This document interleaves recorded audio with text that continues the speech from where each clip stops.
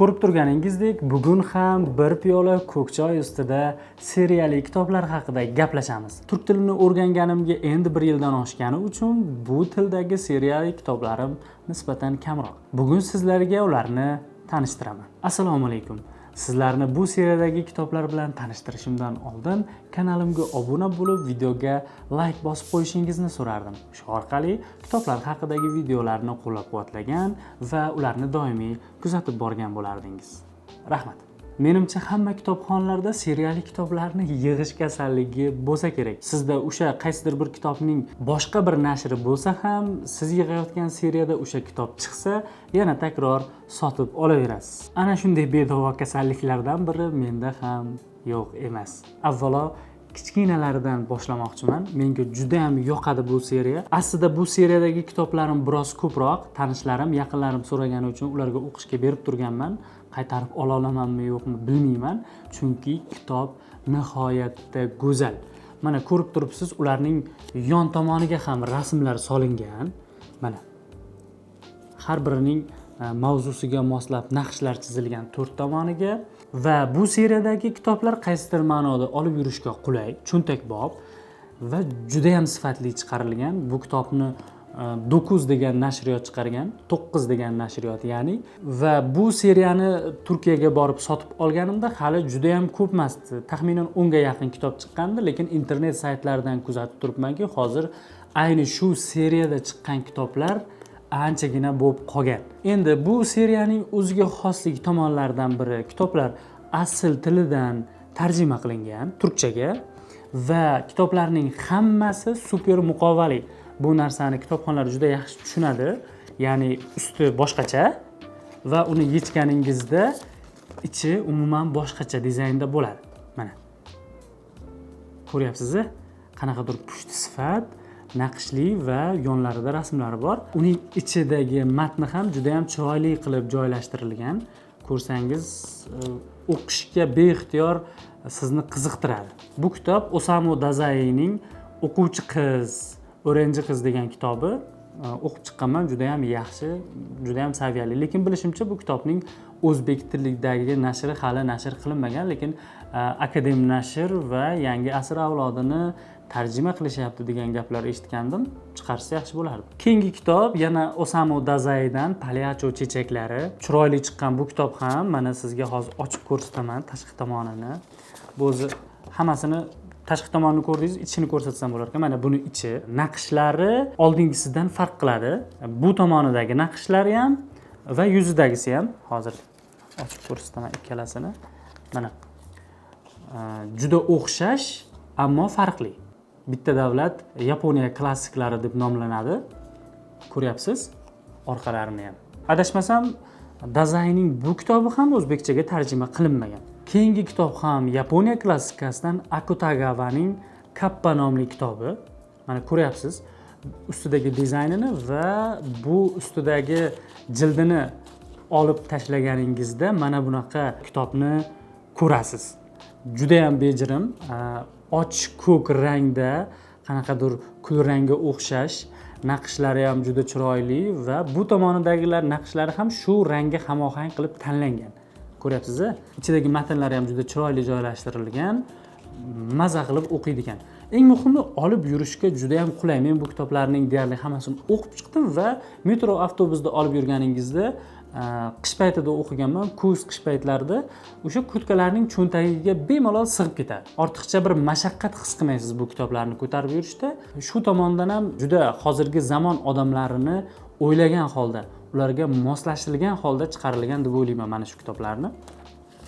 Keyingisi Natsumi Sosekining 10 kecha ro'yosi degan kitob, ya'ni 10 kechada ko'rilgan tush deymizmi, shunaqa tarjima qilsak bo'ladi. Bunisi endi tillarang, sarg'ishroq va uning naqshlari ham tillarang bu tomonida va bu tomonida bor. Endi buni hozir kamerada ko'rinyaptimi yo'qmi bilmayman. Balki kadrlarni qo'shimcha tasvirga olib, o'sha videoni o'sha joylarda ko'rsatib o'rarmiz. Juda ham qiziq va juda ham chiroyli ishlangan. Shu bilmayman, bu kitoblarning ichini ham qanaqa qilib sahifalashgan, juda ham odamning ko'nglidan joy oladigan bo'lgan. Xuddi shu to'plamda Dostoyevskiyning kitobi bor edi. Bir tanishimga berganman. Qimorboz va Tolstoyning kitoblari bor. O'sha men olgan paytlarimda va undan keyin Kafkaning, Camus'ning kitoblari ham bu seriyaga qo'shildi. Juda ham chiroyli bo'lgan. Yana bir Turkiyaga yo'lim tushsa yoki onlayn kargo orqali shu seriyaning boshqa kitoblarini ham buyurtma bermoqchiman. Ya'ni shu go'zallik kutubxonamda to'liq bo'lishini xohlayapman. Agar sizga ham qiziq bo'lsa, bemalol mana shuni Turkiya saytlaridan, kitob sotadigan saytlaridan xarid qilishingiz mumkin yoki bo'lmasa o'zingiz sayohatga yoki ish bilan yo'lingiz tushsa, deyarli hamma kitob do'konlarida ko'rdim, bemalol sotib olsangiz bo'ladi. Juda ham chiroyli, sifatli va qiziqarli, noodatiy shaklda ishlangan. Menga juda ham yoqadi. Shu o'rinda yana bir qo'shimcha fikr, menimcha shu o'lchamdagi kitoblarni chiqarishni bizning nashriyotlar ham bir o'ylab ko'rsa yaxshi bo'lardi. Chunki boya aytganimdek, bularni olib yurish, ko'cha-ko'yda o'qib yurish juda ham qulay. Xo'sh, keyingi seriya bu ham kichkina seriya, ya'ni menda kichkina, bu kitobning ham juda ko'p nashrlari nashr etilibdi, lekin men o'sha paytda topa olganlarim shular bo'ldi. Bu seriya ham menga nihoyatda yoqdi. Ularning ichida ba'zilarini avval o'qiganman o'zbek tilida, shunga qaramasdan yana qayta sotib oldim. Deylik, Gyotening Yosh Verterning iztiroblari kitobi. Bu kitobni men bir necha bor qayta o'qiganman o'zbek tilida. Juda ham chiroyli tarjima qilingan, juda ham bir fojiali, odamni his-hayajonga to'ldirib oxirgi varaqlarigacha ushlab turadigan kitob. Va o'zimda bir necha nashr bo'lishiga qaramasdan buni mana shu chiroyi uchun yana bir bor sotib olishga qaror qildim. Ko'rib turibsiz, dizaynini juda ham chiroyli qilishgan va ularda foydalanilgan shriftlar, yozuvlarning joylashuv o'rinlari nihoyatda san'at asari darajasida va ularning har birining ichida xuddi shu kitob muqovasiga o'xshash, umuman kitobni ochib beradigan mana shunaqa xatcho'plar chiqadi. Har birining ichida bor. Juda ham qiziq. O'zi umuman Turkiyada nashr etilgan kitoblarning aksarining ichida shu asar mohiyatiga mos yoki nashriyotning ideologiyasini o'zida targ'ib qiladigan xatcho'plar har doim chiqadi. Birinchisi bu. Keyingisi Stefan Zweigning kitobi. Kitobning dizayniga qarab turib ham xuddi kitobni o'qigandek bir rohat olasiz. Juda ham chiroyli qilingan, ranglari ham qanaqadir zamonaviy, shriftlari, dizayn uslubi, hech qanaqa bir ortiqcha detal sezmaysizda, lekin ixcham qulay. Va shuning ichida ham boya aytganimdek o'zining xatcho'pi bor.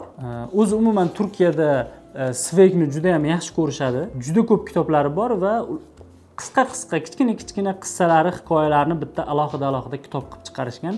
Bu ham qaysidir ma'noda boya aytganimdek zamonaviy dunyoning tig'izligi, tirbandligi, odamlarning har doim shoshqaloqligi bilan bog'liq. Chunki aytaylik, Zweigning 400 betli kitobini ko'tarib yurish noqulay, ammo mana shu qisqa, lekin o'qishingiz kerak bo'lgan 80 betli kitobni ko'tarib yurish oson va qulay. Ham bu kitobni tugatganingizda sizda bir hissiyot bo'ladiki, o'zingizdan qoniqish hissi paydo qiladi bu narsa. Ya'ni kitobning ixchamligi, bir kitobni tugatdim degan. Va umuman Zweigning ijodiga qiziqtiradi va siz uning keyingi kitobini ham sotib olib o'qiysiz. Bu qaysidir ma'noda kitobxonlik targ'ibotiga ham yaxshi, umuman zamonaviy odam yonida olib yurishiga ham qulay. Keyingi kitob Fitzgeraldning kitobi, Benjamin Buttonning G'alati hikoyasi deb tarjima qilsa bo'ladi. Bu ham shunaqa kichkina 70-80 betli kitob va dizayni bunda ham juda super. Qoyil qolmasdan iloj yo'q. Bunda ham boya aytganimdek xatcho'p chiqadi ichidan. Yana bir narsani aytmoqman, bu kamerada ko'rinadimi yo'qmi? Mana bu elementlarning ko'pchiligi yaltirab va qo'lingiz bilan silab ko'rganingizda bo'rtib turibdi tashqarida. Xuddi o'yma uslubda naqsh berilganga o'xshaydi. Qo'lingiz bilan his qilasiz buni, har bir detalini. Shu tomondan juda ham zo'r. Va bu qanaqadir bir zar sepilganga o'xshaydi, chiroqda yarqiraydi. Bu hozir kamerada ko'rinyaptimi yo'qmi bilmayman, lekin tasavvur qilishingiz uchun aytib o'tayapman. Va yana bir menga nima deydi, boshqacha hayajon bergan narsa, bu seriyaning hammasida birinchi varog'i mana shunaqa. Qop-qora matviy varaq, bo'm-bo'sh. Ko'ryapsizmi? Qanaqadir bir estetik zavq beradi-da odamga. kitobning o'zi hozirgi zamonda ayniqsa shunchaki bilim olish manbai emas, chunki bilim olishni nimadir o'qishning usullari ko'payib ketgan. Uning elektron shakli bor, audio shakli bor yoki bo'lmasa boshqa buning usullari ko'paygan. Bu esa bilim bilan birga odamga estetik zavq beradi. Shu narsa uchun ham ya'ni 50% nimadir o'rganish, nimadir o'qish uchun bo'lsa, 50% odam shu estetik zavq uchun ham sotib oladi-da bu kitobni. Bu narsani bizning nashriyotlarimiz tushunishi va his qilishi kerak. Xo'p, keyingisi men yaqinda o'qib chiqdim bu kitobni, juda ham hayajonga soldi. Umuman Turkiyada ham juda mashhur ekan. Bu kitobni o'qimagan kitobxonni topish qiyin ekan u yoqda. Bu darajada mashhurligining sababi nima deb men ham qiziqib, beixtiyor shu kitobni o'qib chiqdim. Ya'ni O'lim mahkumining so'nggi kuni degan kitob, Viktor Hugo, buyuk fransuz yozuvchisining kitobi va buning ham muqovasi juda ham chiroyli qilingan. Asarni o'qiganingizdan keyin har bir detal nihoyatda o'ylanib qilinganini, hech nima ortiqcha emasligini bitada his qilasiz. Juda ham chiroyli chiqqan. Buning ichida ham o'sha boya aytganimdek o'zini maxsus xat cho'pi bor. Bundan ham foydalandim o'qish davomida va kitob ham juda zo'r tarjima qilingan. Qanchadir miqdorda fransuz tilidan ham xabarim bor. Ma'lum varaqlarini fransuzcha bilan solishtirib o'qib ko'rdim. Juda ham maromida, hech nima ortiqcha emas, hech nima kam emas. Xuddi birga bir tarjima qilingandek hissiyot berdi menga. Bu kitob qaysidir jinoyati uchun o'limga mahkum qilingan odamning eng oxirgi bir kunida nimalarni his qilgani, nimalar haqida o'ylagani, orzusi, umidi, hamma narsasi haqida o'sha odamning ichidan, o'sha odamning tilidan hikoya qiladi. O'sha odam keyingi o'lim mahkumlari xulosa qilish uchun, umuman jinoyatchilar xulosa qilish uchun, bunaqa o'lim jazosi qonunini, hukmini amalga oshirayotganlar xulosa qilish uchun bir kundalik sifatida yozib ketgan bo'ladi. O'zining hissiyotlarini, qo'rquvlarini, umuman nima his qilgan bo'lsa hammasini. O'sha narsani siz o'qiyotgan paytda xuddi u odamning o'rnida o'zingizni qo'yib ko'rasiz va juda ham boshqacha ta'sir qiladi bu sizga. Va shu narsa kitobning muqovasi va sifatida ko'rsatib berilgan. Bu seriyani juda ham sevdim boshqacha va qolgan kitoblarni ham olishni niyat qildim. Sizga ham bu seriyani tavsiya qilaman. Agar turkchani bilsangiz, albatta bu seriyani olib o'qib ko'ring. Xo'p, bitta choy ichib olsak. Xo'p, keyingi seriyamiz mana ko'rib turibsiz, alohida bir qadoqlangan va terilgan, chiroyli qilingan dizaynining mosligini ko'ryapsiz, qanaqa go'zal qilinganini. Bu turklarning juda mashhur va klassik yozuvchisi Sabohiddin Alining kitoblarining jamlanmasi va qaysidir ma'noda seriyasi. Bu seriyaning menga yoqqan tarafi va bu kitobning o'zbekchada, turkchada boshqa nashrlari borligiga qaramasdan sotib olishga majbur qilgan narsasi buning muqovalanishining noodatiyligi bo'ldi. Ko'rishingiz mumkin, bu yerda 6 ta kitob bor va 6 ta kitobni yonma-yon, ketma-ketlikda taxlasangiz bitta umumiy manzara kelib chiqadi. Shu jihatiga qiziqib mana shu 6 ta kitobni sotib oldim va haqiqatan ham shunaqa ekan. Umuman olganda sifati ham juda chiroyli qilingan. Mana ochib ko'rsataman.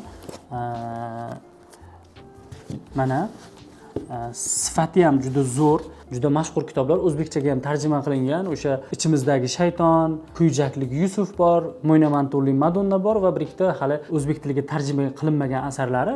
Nima deb o'ylaysiz? Shu sifatga va shu 6 ta kitobga 180-200 ming so'm Turkiyadan O'zbekistonga pochta haqqi ichida qimmatmi, arzonmi? Mening nazarimda juda ham arzon. Fikrlaringizni siz ham izohlarda yozing va bizning kitob bozorimizda ham kitoblarning shunaqa arzon bo'lishiga va shunaqa sifatli bo'lishiga nimalar xalaqit beradi? Meni doim shu narsa o'ylantiradi. Qaysidir ma'noda qaysidir jihatlarini tushunaman. O'sha qog'oz importiga bo'lgan cheklovlar yoki monopoliyalar va nashriyot va bosmaxonalardagi eskirgan texnologiyalar. Ularni yangilash katta mablag' talab qiladi. Lekin bizning nashriyotlarimiz chet el bosmaxonalariga yutqizib qo'ymaslik uchun ham bu narsalarni yangilash kerak deb o'ylayman. Bu seriya eng sevimli seriyalarimdan biri va uning ichidagi hamma kitoblarni o'qib chiqqanman. Qaysidirlarini o'zbekcha, qaysidirlarini o'zbekchada yo'qlarini turkcha to'liq o'qib chiqqanman va sizga ham bu seriyani tavsiya qilaman. Bu seriya ham boya ko'rsatganim o'sha kichkina cho'ntakbob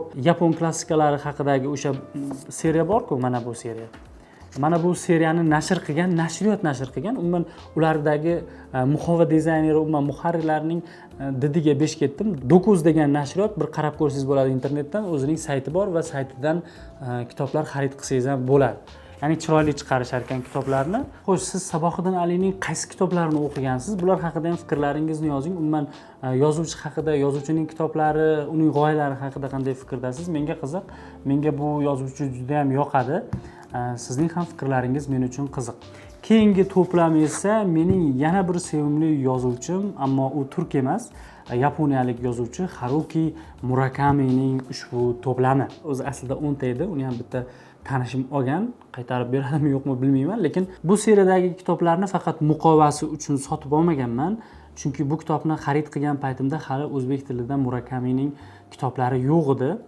Adashmasam Shamollar qo'shig'ini tinglab kitobi tarjima qilingan edi, lekin u ham adashmasam 2015-yillardan berimi, qachonlardan beri o'sha bir marta nashr qilingandan beri qaytib chiqmagan va bozorda xullas Murakamining o'zbekcha kitobi yo'q edi sotib olganimda. Shu narsa sabab bo'lib xullas mana shunaqa go'zal seriyani sotib olganman. Bu seriyani sotib olganimdan keyin adashmasam 1 yillardan keyin Murakamining seriyali kitoblari chiqishni boshladi. Bir nechtasi chiqdi va ularni o'zbek tilida ham o'qib ko'rdim. Xo'p, seriyaga qaytadigan bo'lsak, seriya menga dizayni bilan ham juda yoqadi. Mana ko'ryapsiz, qanaqadir noodatiy, o'zbek kitob bozorida ko'rmaydigan qanaqadir dizaynda, faqat musiqa degan kitob. To'g'risini aytaman, bu kitobni hali o'qib ko'rmadim, lekin mana shu seriyaga qiziqtirgan kitoblardan biri shu. Murakamini o'qib ko'rganlar biladi, uning kitobida har qanday asarida musiqa haqida, qaysidir qo'shiqlar, qaysidir pop, rock guruhlari haqida uzun gaplar bo'ladi va bu sizni beixtiyor musiqaga qiziqtiradi va shu kitobni sotib olishimga sabab bo'lgan sabablardan biri mana shu. Kasbim yozuvchilik degan bu kitobi juda ham qiziq bo'lgan men uchun, chunki buning ichida ijodga qiziqadigan, qo'ldan kelgancha she'r, hikoyalar yoki nimadirlar yozadigan yoki yozishga o'zida ehtiyoj sezadiganlar uchun juda ham yaxshi qanaqadir ma'noda hayotiy tajribalar va tavsiyalar bor desa bo'ladi. Buni albatta bu kitob unaqa bir tavsiyaviy ruhda yozilmagan, lekin uni o'qib chiqib yozuvchining o'sha tasavvurlari, his-tuyg'ulari, kechinmalari haqida, umuman yozuvchilik haqidagi fikrlarini eshitib, sizda bunaqa tasavvur paydo qiladi. Bu seriyani sotib olishimga sababchi bo'lgan yana bir kitob, lekin buni ham o'qimaganman. Eng qizig'i Dance. Muqovasini ko'ryapsiz, juda ham boshqacha, o'sha raqsga tushayotgan odamlarning oyog'idan va umumiy seriyadagi ranglardan kelib chiqib bir dizayn qilishgan va qiziq tomoni, kitob 11 marta qayta bosilgan ekan. Xudo xolisa bu kitobni ham o'qishni niyat qilganman. Endi keyingi kitob ko'shmasa edim yozamasdim, ya'ni yugurmasam yozolmasdim degan kitobi. Bu kitobi ham badiiy kitob emas, o'zini shu yugurish haqida, yugurishning yozuvchi bo'lishiga ta'siri haqida yozilgan. Juda ham qiziq o'qiganman, badiiy kitob bo'lmasa ham. Bilmayman, Murakamida qanaqadir fikrlarni juda tabiiy, juda yoqimli, o'qiganda odamga nimadirlar beradigan uslub bor Murakami tilida va shu narsani his qilganim uchun juda ham maza qilib o'qiganman.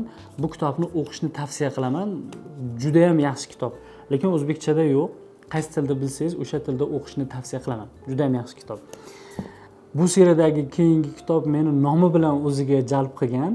Yovvoyi qo'y izidan degan, juda ham chiroyli, muqovasi ham juda go'zal chiqqan, ichki nimasini, ma'no mazmunini ochib beradigan va bu kitob 17 marta qayta nashr qilingan ekan. Sifati ham, ichidagi tarjimasi ham juda chiroyli. Agar turkchani bilsangiz, mana shu kitobni o'qib ko'rishni tavsiya qilaman. Agar boshqa tilda bilsangiz ham, qaysi tilda bo'lsa ham mana shu kitobni o'qib ko'ring. Adashmasam bu kitobning o'zbekchasi yaqin orada nashr qilinadi. Xo'p, keyingi kitob o'zbek tiliga Murakamidan birinchi bo'lib tarjima qilingan roman. Bu Shamol qo'shig'ini tinglab romani. Bu kitobni ham o'zbekchada boya aytganimdek topolmaganim uchun shu seriyada o'qiganman turkchada. Juda ham bir boshqacha hissiyotlar bergan menga. Juda ham yaxshi, juda ham zo'r kitob. Keyingi shu seriyadagi keyingi kitob Pinball 1973. Shu yerda bir kichik ma'lumot aytib o'tib ketmoqchiman. Mana shu 3 ta kitob Kalamush trilogiyasi hisoblanadi. Ya'ni uchalasidagi voqealar qaysidir ma'noda bir-birining davomi hisoblanadi. Ya'ni qahramonlari ayni voqealarni alohida o'qisangiz ham tushunasiz, lekin ketma-ketlikda o'qisangiz yaxshiroq nazarimda. Birinchi bo'lib Shamol qo'shig'ini tinglabni o'qiysiz, keyin Pinballni, keyin Yovvoyi qo'y izidan yoki o'zbekchaga qo'y ovi deb tarjima qilishyapti. Mana shu kitobni o'qiysiz. Mana shu uchalasi ketma-ketlikda o'qilsa yaxshi. Umuman Murakami seriyasidagi kitoblarim mana shular va boshqa kitoblar bilan ham sizni tanishtirdim.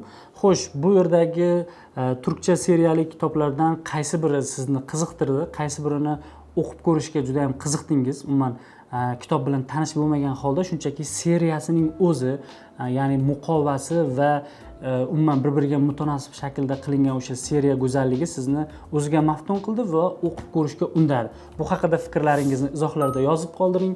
Kanalimga obuna bo'lib qo'yishni unutmang. Bir burchakda keyingi videolarda ko'rishguncha.